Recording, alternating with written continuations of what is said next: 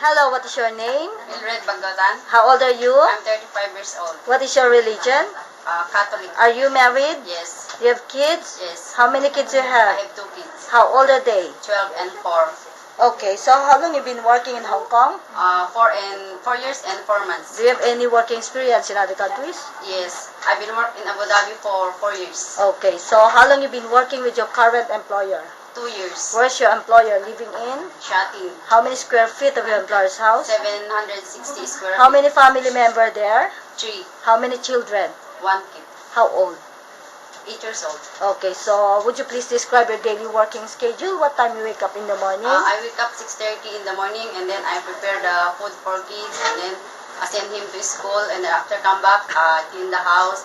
11 o'clock, I send her lunch, and then come back to 30. I pick up her and do some homework. Then 5 o'clock, I prepare dinner.